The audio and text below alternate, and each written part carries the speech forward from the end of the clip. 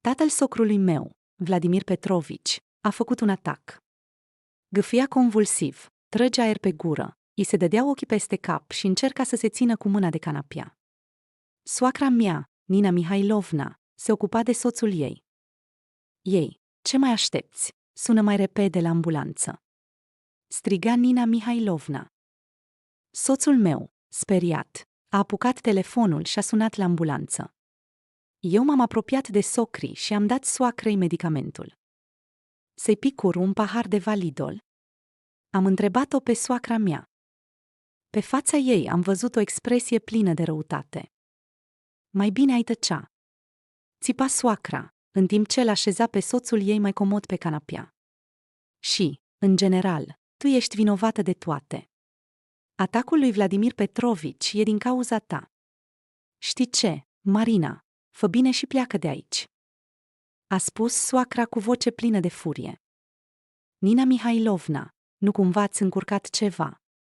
Până la urmă, acest apartament este proprietatea mea, dobândită înainte de căsătorie, și îmi propuneți mie să plec de aici? I-a răspuns calm Marina soacrei.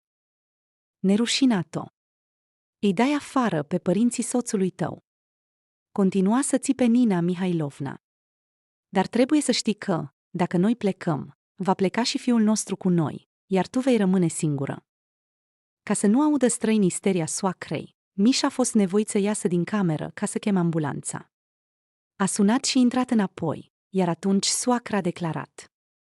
Fiule, Mihail, hai, fă-ți bagajele, te întorci acasă. Soțul meu a rămas descumpănit. Ce e cu tine, mamă? A întrebat-o el pe Nina Mihailovna. N-ai înțeles. Adună-te repede și pleacă acasă, a spus ea pe un ton care nu admite obiecții. Mișa s-a uitat la soția lui. Marina a tăcut și a ridicat din umeri. Gestul ei însemna, fă cum crezi de cuvință. Socru meu, Vladimir Petrovici, apucase deja să-și revină puțin. Marina i-a dat medicamentele soacrei și a ieșit. Tatăl se uita la fiu cu reproș. Cum așa, fiule? Tu ce, rămâi aici? Spunea răgușit Vladimir Petrovici. După tot ce s-a întâmplat. A rostit el cu greu. Dar ce s-a întâmplat, de fapt? Nu înțeleg, a întrebat Mișa uimit. Uite ce situație. Bine ne-am crescut fiul. Auzi, Nina. Nici măcar nu înțelege, a spus nemulțumit socrul. În fine, Mihail, dacă rămâi, să știi că e pe răspunderea ta. Nu știu cum mă voi purta cu tine după asta. Soacra nu știa ce cuvinte să aleagă, dar fiul nu i-a dat voie să termine. Eu rămân, le-a răspuns el părinților. Cum adică? Ce mai e și asta? S-a revoltat Nina Mihailovna. Chiar și socrul Vladimir Petrovici a uitat pentru o clipă că tocmai fusese pe moarte. Fiule, ești în toate mințile? Ce tot spui acolo? A spus indignat tatălui Mișa. Exact ce ați auzit, părinților. Sunt un bărbat căsătorit și voi rămâne cu soția mea, a răspuns Mișa. Ambulanța a sosit, surprinzător, foarte repede. Lui Vladimir Petrovici i-au măsurat tensiunea, i-au făcut o injecție. După toate acestea, el a declarat că totul este în regulă. Socrii mei au părăsit apartamentul, în timp ce o ocărau pe noră cum nici pe lume nu se face. Marina nu a stat în cameră pe durata scandalului lor. Imediat ce socrii au plecat, ea s-a apropiat de soțul ei, l-a sărutat și l-a îmbrățișat. Mișa, dragul meu, ești sigur că ai procedat corect? L-a întrebat ea, privindu-le în ochi. Marina, bineînțeles. Știi doar că te iubesc foarte mult și vreau să rămân cu tine, i-a răspuns soțul. Și, te mulțumește totul la mine? L-a întrebat soția. Cu tine mi-este foarte bine, sunt fericit, a răspuns Mișa. Marina a zâmbit și l-a îmbrățișat și mai strâns pe soțul ei. În familia lui Mihail existau propriile concepții despre viață, aveau obligațiile clar împărțite, masculine și feminine. În opinia lor, o fată trebuia să se mărite până la 20 de ani, iar după aceea devenea fată bătrână. iar bărbații erau obligați să se căsătorească până la 25 de ani. Și, de îndată ce se forma o nouă celulă a societății, în ea trebuiau să apară imediat copii. A te certa sau a-ți dovedi punctul de vedere era inutil. În această familie exista un program clar al realizărilor în viață. Misha nu se evidenția niciodată în familie și încerca să respecte toate regulile impuse. Când Mihail a împlinit 24 de ani, le-a spus părinților că a cunoscut o fată și intenționează să se căsătorească. Părinții s-au bucurat de această veste. Însă, imediat ce Mihail a adus-o pe logodnică să-i cunoască, totul s-a schimbat. Logodnica nu le-a plăcut părinților lui Mihail. Primul motiv era că ea era cu 2 ani și jumătate mai în vârstă. În plus, fata era foarte activă, foarte sociabilă. Era orientată spre carieră, iar Marina nu ascundea acest lucru. După ce Mihail a condus-o pe Marina, toate rudele s-au năpustit deodată asupra lui Misha. Îi cereau să o părăsească pe Marina și să-și găsească o altă fată, mai potrivită. Dar Misha nu avea de gând să cedeze. Vladimir Petrovici vorbea pe un ton ridicat. Ei bine, fiule, să știi că în casa noastră Marina ta nu va fi. Nu vom permite asta. Și unde aveți de gând să locuiți după aceea? Nu-ți face griji, tată, vom locui în apartamentul Marinei. Ea are propria locuință. Ce groază! Adică vei merge să locuiești la ea? A țipat Nina Mihailovna. Ce rușine! Fiule! Misha nu a răspuns nimic. În concluzie, fiule, nu-ți dăm binecuvântarea noastră, a spus aspru Vladimir Petrovici. Mihail a ascultat totul în tăcere și a făcut cum a considerat el și Marina au depus cerere la oficiul stării civile și s-au căsătorit. La nunta lor nu au fost nici părinți, nici rude. De fapt, cu greu se putea numi nuntă. După ce tinerii și-au înregistrat căsătoria la starea civilă, au sărbătorit evenimentul într-o cafenea, într-un cerc restrâns de prieteni. După aceea au zburat în vacanță în Bali. Părinții nu au ținut legătura cu fiul lor timp de aproape 2 ani. Prima care nu a mai rezistat a fost Nina Mihailovna și l-a sunat pe fiul ei. Ei, cum vă descurcați acolo, fiule? L-a întrebat ea rece. La noi totul e bine, mamă, nu-ți face griji, i-a răspuns fiul. Probabil ați și născut deja un nepot sau o nepoată. L-a întrebat Nina Mihailovna.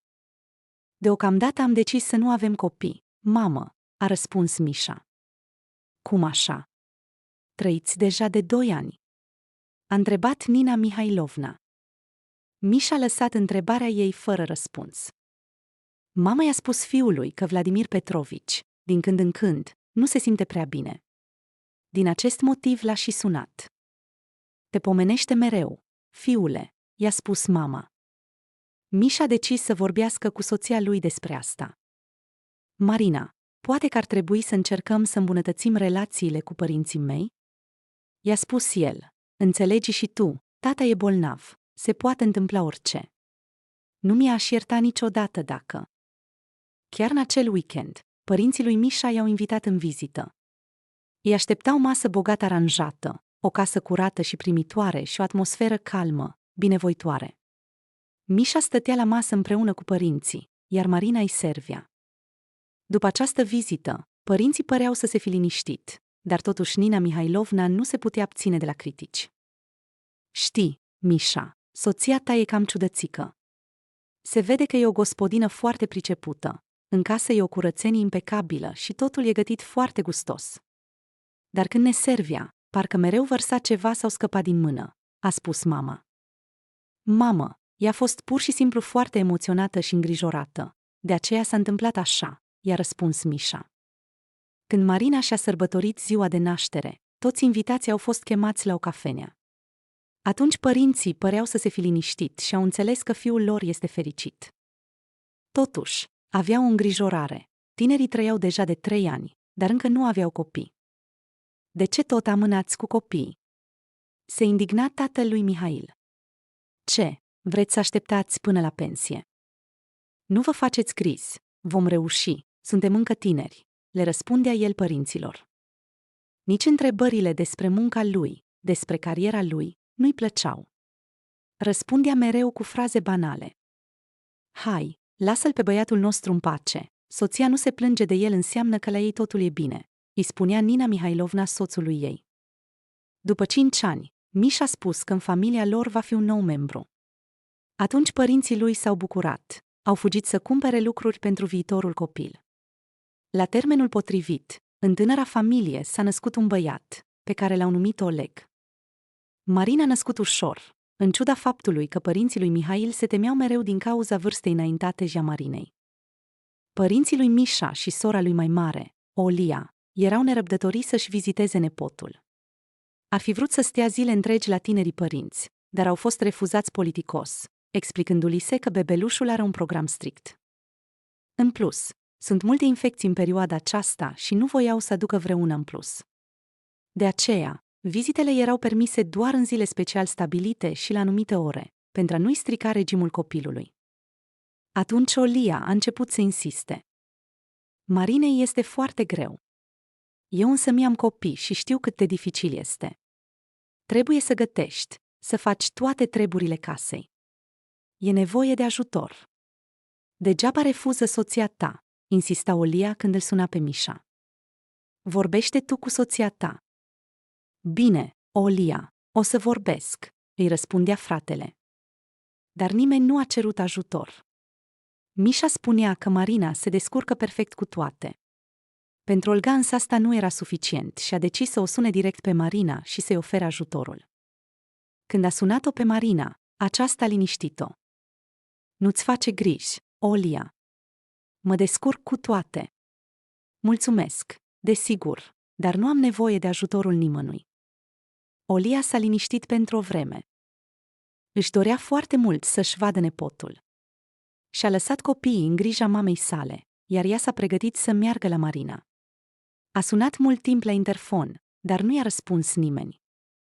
Înseamnă că au ieșit la plimbare, s-a gândit Olia și s-a așezat pe o bancă să aștepte. După vreo 40 de minute, și-a văzut fratele.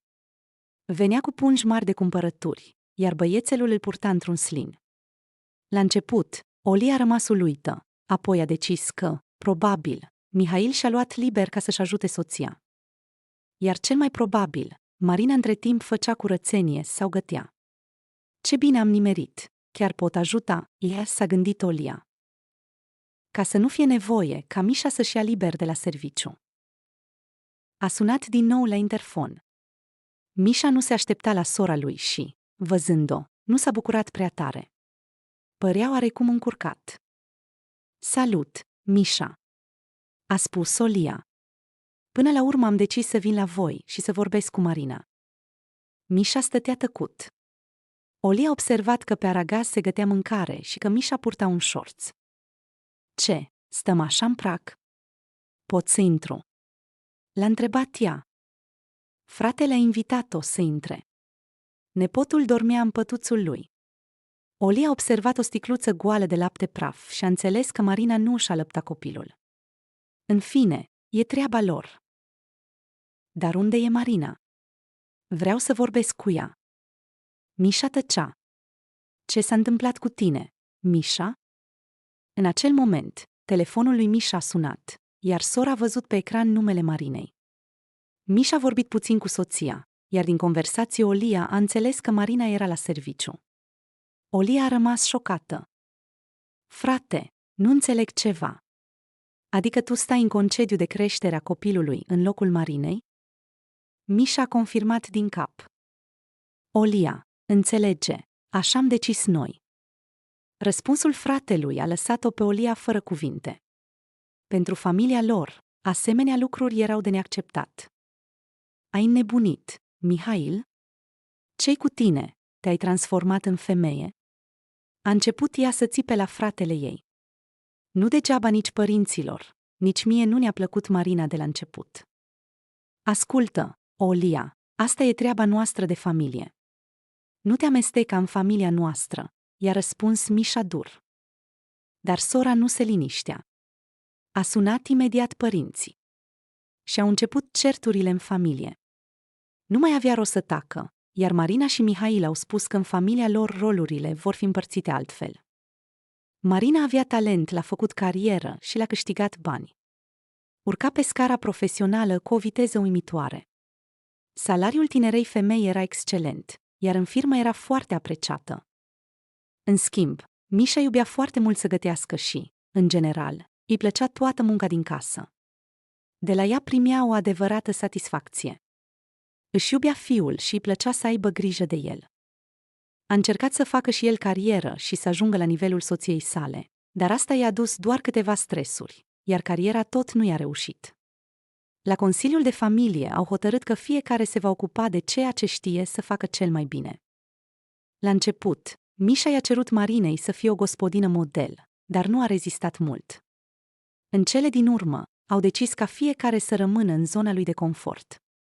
Părinții lui Misha au fost îngroziți. Au încetat să mai comunice cu tânăra familie. Mai târziu, de la cunoștințe comune, Nina Mihailovna a aflat că nepotul ei, Oleg, deja merge. Iar ea n-a mai rezistat și a decis să-i viziteze pe tineri fără să anunțe. Când femeia s-a apropiat de apartamentul lor, a văzut că ușa nu era încuiată, iar pe hol stătea un cărucior de copil. S-a gândit că tocmai se întorseseră de la plimbare. A intrat cu grijă și a aruncat o privire în bucătărie. Soții stăteau de vorbă. Băiețelul lor alerga prin apartament. Marina și Misha stăteau la masă și mâncau gulaș. Marina îi povestea cu entuziasm soțului despre reușitele ei la serviciu. Viața nu urmează întotdeauna tiparele impuse de alții. Fericirea apare atunci când ai curajul să-ți trăiești viața așa cum simți, nu cum ți se spune.